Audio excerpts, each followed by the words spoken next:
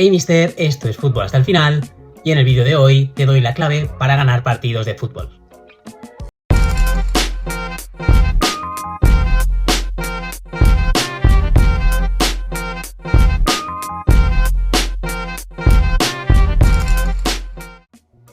Por un momento vamos a olvidarnos del sistema, de si juegas con extremos o no y del estilo de juego. Vamos a centrarnos en esto que ves en el título, las superioridades. Detectarlas, aprovecharlas y contrarrestar las que tiene tu rival. Hoy te enseñaré a ganar partidos de fútbol desde las superioridades. En el fútbol hay 5 tipos de superioridades. Algunas dependen más del entrenador y otras dependen más del futbolista. Y no todas se entrenan igual. Empezando por la superioridad numérica, es aquella que se da cuando tenemos más jugadores que el rival en una zona determinada del campo. Y puede ser una superioridad numérica ofensiva, cuando queremos atacar y tenemos más jugadores en esa zona, lo que nos va a ayudar a progresar, y una superioridad numérica defensiva, cuando el rival nos quiere atacar y tenemos más jugadores en esa zona, lo que va a dificultar que avance y progrese. Seguimos con la superioridad posicional. Es aquella que nos coloca por delante del rival o con un mejor perfilamiento, lo que nos va a hacer que podamos progresar por el campo sin que nos quiten la pelota. Además, tenemos la superioridad cualitativa. Es aquella en la que en un aspecto concreto del juego nuestros jugadores son mejores que los del rival.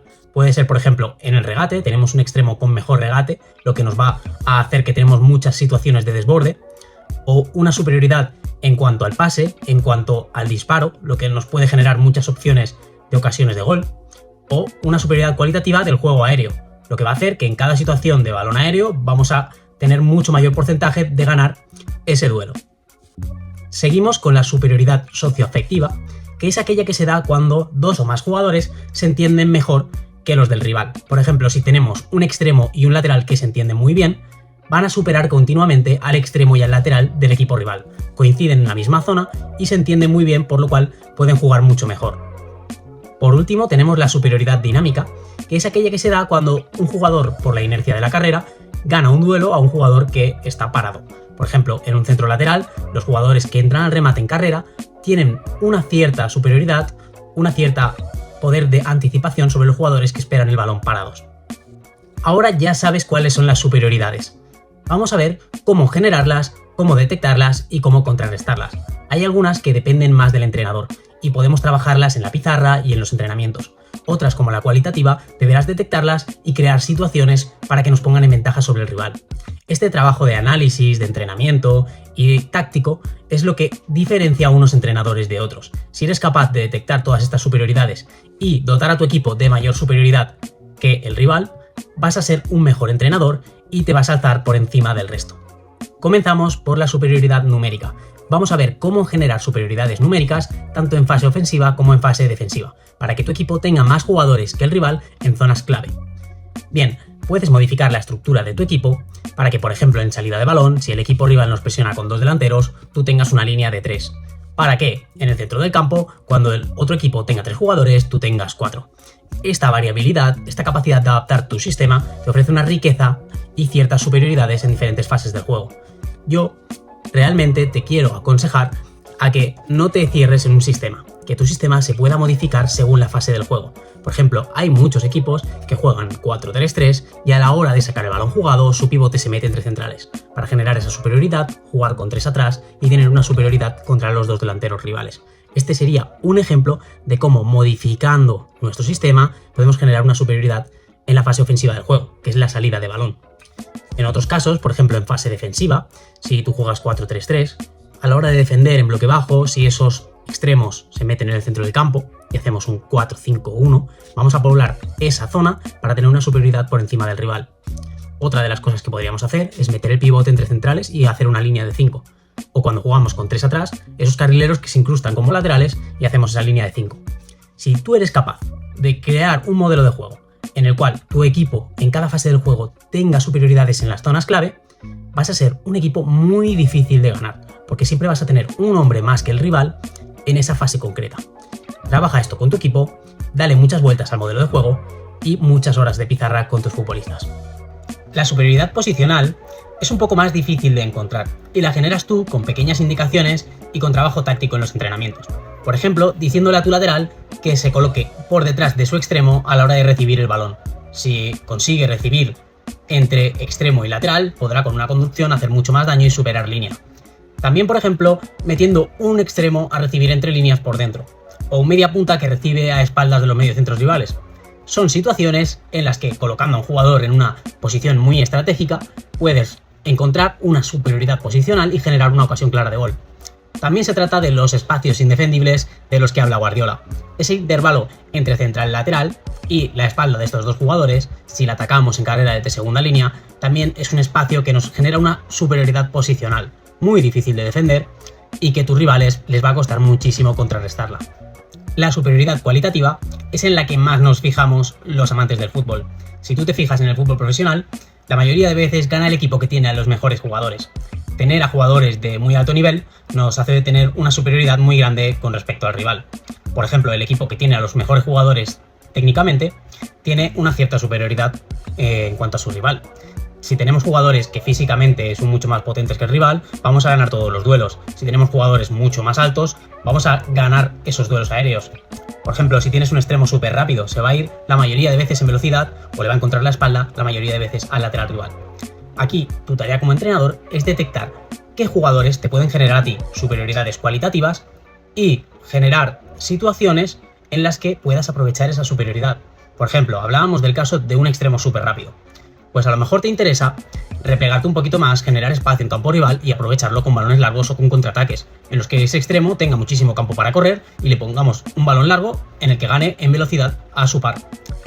Otro ejemplo, por ejemplo, si tienes un jugador que en duelos aéreos gana prácticamente todos, lo que te va a interesar en el balón parado es generar una situación 1 contra 1 contra un jugador del equipo rival.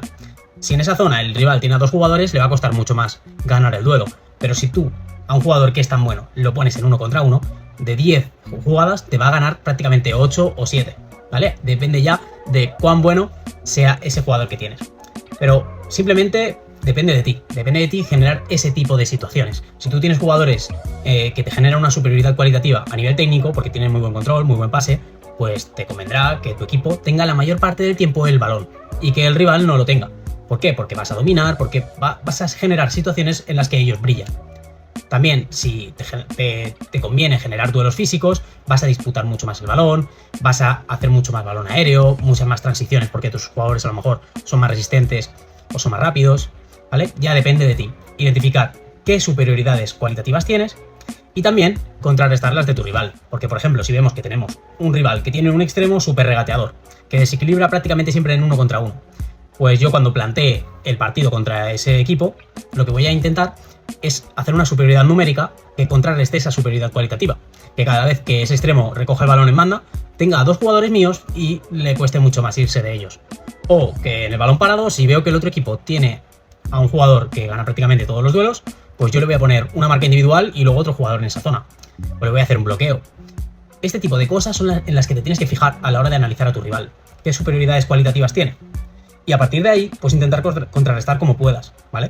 Si ves que tienen una superioridad socioafectiva porque se llevan muy bien, vamos a intentar sacarles del partido, vamos a intentar romper esa dinámica, ¿vale? Ya depende un poquito de ti, del análisis que hagas del rival y de cómo puedas un poco contrarrestarlo. Si ves que el equipo rival técnicamente va muy bien, que siempre domina el balón, que lo que le gusta es tener la pelota, vamos a generar un tipo de partido en el que no puedan hacerlo, en el que le vayamos a presionar alto y no les dejemos jugar, en el que vamos a parar todo el rato con interrupciones el partido, ¿vale? Vamos a intentar llevarles a una situación incómoda en la que no puedan aprovechar esas superioridades cualitativas. Vamos con la siguiente. Ya hemos hablado un poco cómo contrarrestar esta superioridad socioafectiva que tiene el rival. La nuestra la deberíamos potenciar con ejercicios de cohesión, con actividades en las que generemos un vínculo en el grupo y también que todos tus ejercicios de entrenamiento tú estés potenciando duplas. Por ejemplo, a mis 2 mediocentros titulares yo los voy a intentar poner siempre juntos, que hagan ejercicios juntos, que se relacionen, hasta si puedo, que en el vestuario se sienten juntos, ¿vale? Que se genere esa confianza para que entre los dos se entiendan mejor. A veces te va a costar, pero tú tienes que tratar, en lo que depende de ti, en lo que puedes controlar, generar este tipo de situaciones. Muchos duelos de extremo y lateral, en los que vayan a jugar juntos, siempre emparejarlos, ¿vale? Este tipo de cosas para que tus jugadores se entiendan mejor, se conozcan y al fin y al cabo aprendan a convivir entre sí. Y si vemos que el rival tiene este tipo de superioridad, porque todo se lleva muy bien, pues lo que hemos hablado antes, intentar sacarles del partido, intentar tú contrarrestarlo. Si ellos tienen a un extremo lateral que sea muy bien, yo también voy a intentar colocarles a mi extremo lateral que se lleve mejor, ¿vale? Son pequeños detalles que a lo mejor te conviene hacerlos, a lo mejor no, pero todo cuenta al final. Y todas estas superioridades luego en el campo tienen mucho que ver. Y por último vamos a tratar esta superioridad dinámica, que como ya hemos dicho es aquella que nos genera la inercia cuando llegamos en carrera a un balón y el otro rival está sobreparado, ¿vale? Y yo lo que te recomiendo es que analices en qué tipo de situaciones se da más esta superioridad, como puede ser en centros laterales, en el balón parado, en ciertas jugadas en las que pues un jugador llega de carrera y el otro no, y que tú tengas preavisados a tus jugadores, que sepan cuándo se tienen que anticipar, que antes de que llegue ese momento ellos puedan empezar a correr un segundito antes. Y también involucrando a tus jugadores, haciendo que estén mucho más concentrados, que estén siempre en tensión. A mí me gusta tener a mis jugadores siempre en el partido y establecer como norma general que no paren de correr, que estén siempre en movimiento, que no esperen el balón, que no pidan el balón desde parados, sino que siempre estén en constante tensión, en constante movimiento, con mucha concentración. Todas estas cosas son las que nos generan esa superioridad dinámica, de llegar un segundito antes al balón, porque si tú siempre estás concentrado, si siempre estás en tensión, siempre estás botando, vas a llegar mucho antes que un rival que está relajado, que está sin tensión y que está lento, ¿vale? Es un poquito la forma de jugar de tu equipo, por eso te recomiendo que esa intensidad la transmitas en cada entrenamiento y que para tus jugadores sea un hábito el estar concentrados, el jugar con tensión, el pasarla y seguir moviéndose, el siempre estar pendientes de la jugada y tener en cuenta que siempre puede haber un rechace, puede haber un cambio de orientación en las cual le llegue el balón y deban estar preparados para anticipar. En resumen, los partidos de fútbol se ganan por detalles y en este vídeo tienes todos los detalles que necesitas controlar para ganar partidos. Cómo sacar esas ventajas y aprovecharte de todas las superioridades que existen para vencer a tu rival.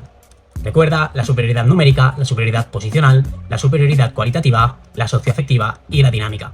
Son todas esas condiciones las que te van a hacer ser superior a todos tus rivales y ganar partidos de fútbol.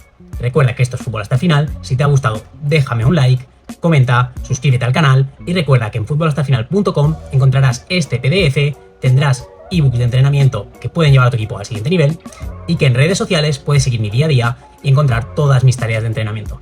Hasta luego, mister.